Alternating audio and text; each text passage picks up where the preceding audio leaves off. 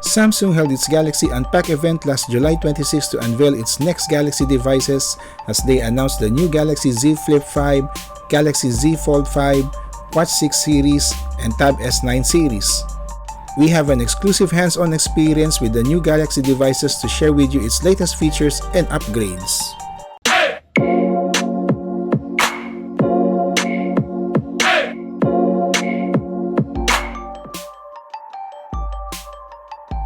Samsung's premium folding phone tablet will have some significant refinements for its 5th generation. Samsung was able to make the new Galaxy Z Fold 5 much lighter and thinner. It now weighs at 253 grams with a thickness of 13.4mm, allowing users to hold the phone comfortably for long hours to help in reducing hand fatigue. The clamshell design for the Galaxy Z Fold 5 now features a zero gapless design. They use an integrated hinge module with double rail design, making it completely closed when folded. It leaves the phone looks better and thinner. The frame and folding hinge of the new Galaxy Z Fold 5 is made of armor aluminum, while a Corning Gorilla Glass Victus 2 used for the cover screen and rear glass. It still gets an IPX8 rating, which means the phone is water resistant. Some of the plastic parts incorporated in the phone are from a wide variety of recycled materials to make it more environmentally friendly. For the Galaxy Z Fold 5, it will be available in 3 colorways: Icy Blue, Phantom Black, and Cream. The display of the Galaxy Z Fold 5 looks the same as last year's Z Fold 4. It boasts of a 7.6-inch dynamic AMOLED 2X on the main screen, while the cover screen outside has a 6.2-inch dynamic AMOLED. It has a maximum refresh rate of 120Hz and more brighter display with 1750 nits. Powering the Z Fold 5 is Qualcomm's top chipset, the Snapdragon 8 Gen 2 for Galaxy.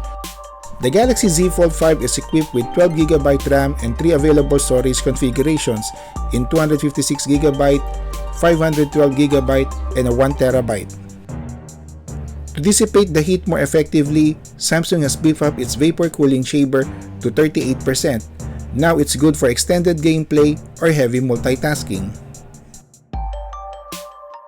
The Galaxy Z Fold 5 are still mounted with 5 cameras located on the back, front, and main display. The back panel is equipped with a triple camera setup comprising of a 50MP wide-angle camera, a 12MP ultra-wide camera, and a 10MP telephoto camera. The sensor supports optical image stabilization to produce steady shots and less shaky videos. On the main display, you'll have a 4MP under-display camera, and the cover screen has a 10MP front-facing camera. Dual Preview will enable the cover screen as a camera preview to help your subject adjust their look or pose before you take their photos. Using the rear camera, selfie can shoot high-resolution selfies by using the 50MP wide camera and using the cover screen as your viewfinder. Software on the Z Fold 5 runs on One UI 5.1.1 based on Android 13. It had some new enhancements to help speed up productivity and better user experience.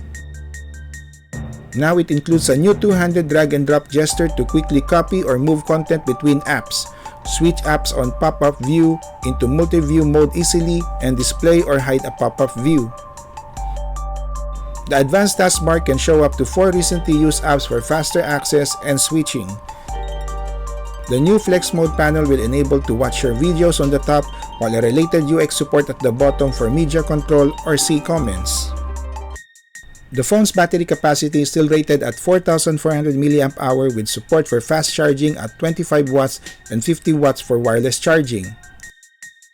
The Galaxy Z Fold 5 also supports the use of its S Pen stylus with a compact case. For the new Samsung Galaxy Z Flip 5, we've seen some features that are retained, and there are also some new interesting upgrades. Same as the Z Fold 5, this foldable phone uses an armor aluminum material for its frame and hinge, Corning Gorilla Glass Victus 2 for its front and back covers, while maintaining its IPX8 rating to be water resistant. Samsung claims that they use a minimum of 10% post-consumer recycled material plastic on the Z Flip 5 to make it more environmentally friendly. Samsung has improved the flex hinge design on the Z Flip 5, which eliminates the gap.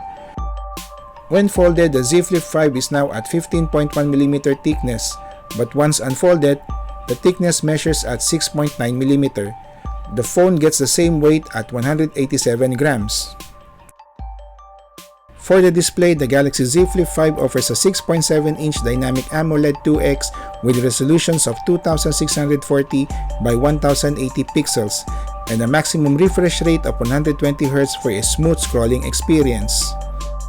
As for the cover screen, Samsung is now calling it the Flex window, providing a more real screen estate featuring a 3.4-inch Super AMOLED display with a 60Hz refresh rate. The Flex window is designed to be more interactive and a bit functional.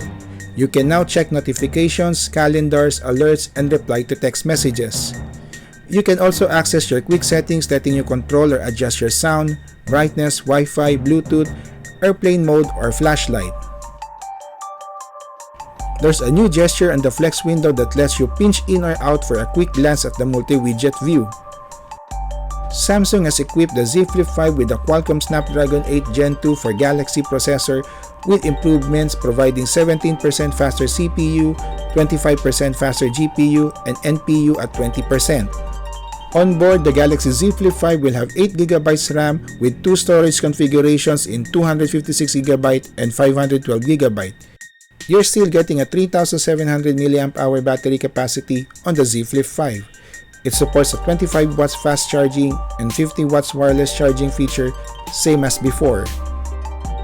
On the camera department, the Galaxy Z Flip 5 is using an ISOCELL sensor with a rear dual camera setup that houses a 12-megapixel primary camera and 12-megapixel ultra-wide camera. Now for your selfies, you'll get a 10-megapixel front-facing camera. Without unfolding the device, you can do a selfie flex cam, which lets you capture better selfies by taking advantage of the rear camera in wide or ultra-wide for group shots.